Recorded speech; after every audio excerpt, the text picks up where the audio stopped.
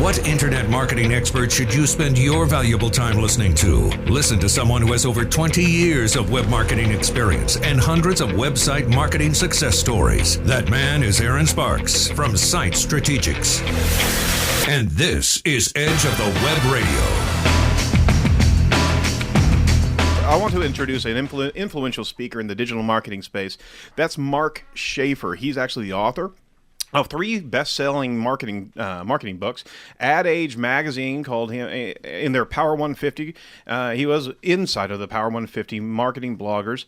Mark's book, The Tao of Twitter, is the best-selling book on Twitter in the world.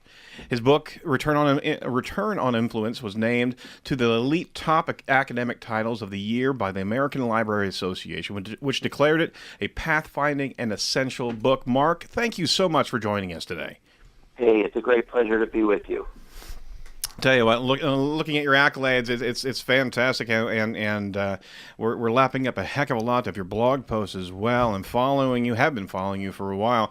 You truly are a thought leader inside of social, and I want to also explain to the listeners is that there are a lot of different types of authorities inside social media. There's a lot of different type of trains of thought inside of social media. Some are more focused on immediate return or software to be able to engage, making expediency of delivery. Mark is of a different ilk. Mark is actually focused on how to engage and how to continue the engagement and follow those streams of discussion and content, and look at the life cycle and the renewed life that good shareable content can have far beyond your website itself. I'm just a big fan. I just want to say it right there. Sorry. Can you sign my audio podcast? Well, thank you. And I also always like to be described as being of a different ilk. That doesn't happen very often, so I appreciate that. You don't know where to take that, do you? The more I want to ilk it for all it's worth. Well, to that point though, Mark, I mean, this is radio, so people can't see us or anything. The truth is that you have been around for quite a while. Pre-social media, internet. With your marketing, and I have Marty always is great at chasing talent and getting them on the show. But one of the things that we tend to do is we focus on these folks that they've gone through the rough knocks. They've gone through traditional media, and they understand the similarities and the changes. And with that, one of the articles that we had brought up that to discuss today was you had written on businessesgrow.com how the physics of social media could kill your marketing strategy. Can you talk a little bit about that?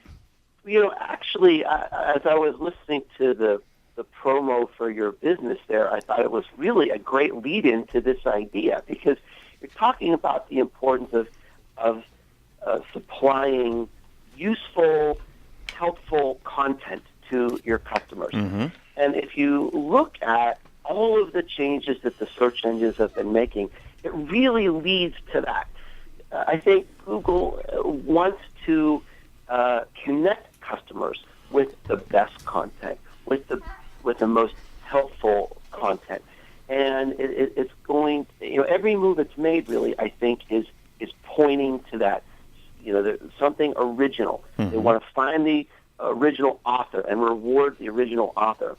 Now, here's the problem: everybody's realizing that, and so the amount of content being created on the web is increasing exponentially. I mean, I'm sure you've heard all these numbers that the amount of information on the web has doubled in the last 2 years, and now it's like every 9 months or something like that. I don't know if that's true. I make up most of my statistics anyway, but I think I think the idea certainly resonates that there's so much information out there. It's almost paralyzing. It's almost overwhelming. It is. It's a new world. And what I've been thinking about is what's next. What does a business need to do to cut through this information density? And that's what I call the physics of social media. And it's just this simple, is that the amount of information keeps increasing, but the pipeline, which is our our brain waves, the bandwidth to our brain stays the same. So it's like, trying to, push an ever-increasing ocean of information into the same little pipeline. So what do we need to do? How do we keep the mind share of our customers in this environment? So in this article that you mentioned, I try to think through 3 different ways. Number one, in this increasingly competitive world, we simply have to be better. And that is not easy, and that is not necessarily cheap. But if we're going to create really scintillating, excellent, helpful content, we better be prepared to bring in great content producers or spend more time doing it ourselves if we're great content producers ourselves. So the first idea is that we simply have to be better. And that's not necessarily easy. It's not, because you're asking a lot of companies that are proficient in their own discipline, but whenever it comes into shareable content and quality content and innovative content, they may not be content writers. Well, and that's a common problem I see with marketing in general. Here is the number one problem I see for small businesses and startups especially. They completely underestimate what it takes to market their business. They bring out the do-it-yourself. They bring out the do-it-yourself kit. That's right. And look, this is. Are you kidding me? I mean, trying to do something successful on Facebook is one of the most difficult marketing challenges. I've been around 30 years in marketing. It's one of the most difficult challenges I think that there is.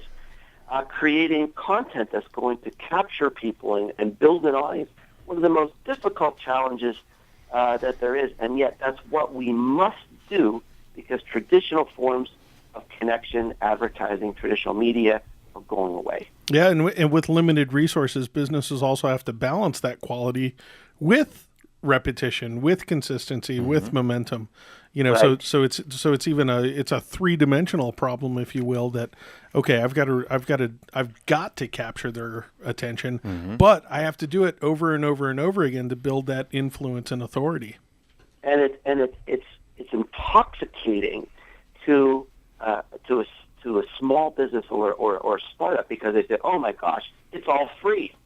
I can be on Facebook for free. I can be on Twitter for free. I don't need professional help." Yeah, exactly. See? And that's simply wrong. And it's interesting, Mark, because Kathy Sierra over at Serious Pony has even along those lines come up with the notion that we all have a fixed amount of cognitive resources. So she's even speak for yourself, Mark. Even to the point where the question of even at the application level, right? Is it too busy? Is it really counterproductive? So she's taking that thought even further back. I'm a business owner, and it's challenging for me. I have to think about. This is really a thought process. This is a goal. How am I going to be better next year, next month? How am I going to stand out? How am I going to be more interesting, more helpful, more useful, more profound, more entertaining? I have to, I've got to push my content and the way I connect with my audience to new heights every month. You almost need to adopt different ways to be able to pierce through the social busyness and the content busyness to be able to find those nuggets of gold that are useful to you as well.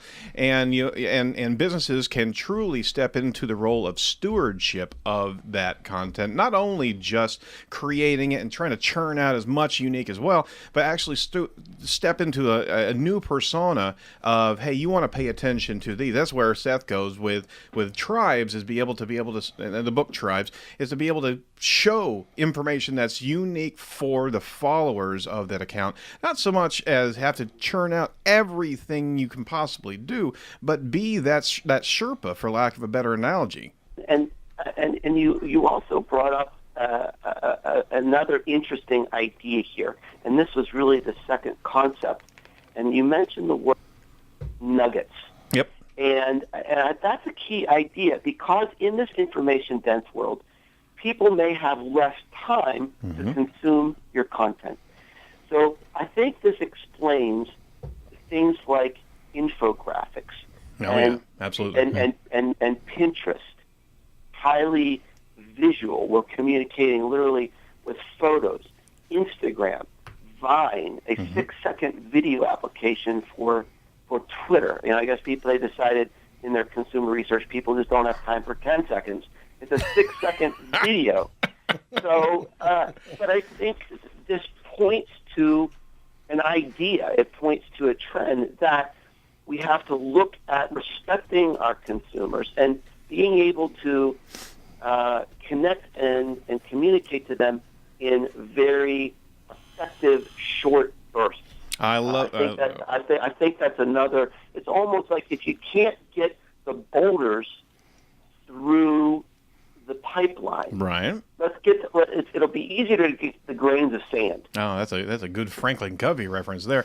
Hey, we're going to continue to talk with Mark Schaefer and talk about an upcoming event as well. I love the respect for consumers concept. We're going to be talking about this and much more coming up on The Edge right after this. You're listening to Edge of the Web Radio with Aaron Sparks. We're online with exclusive podcasts, the latest web news, and links at edgeofthewebradio.com.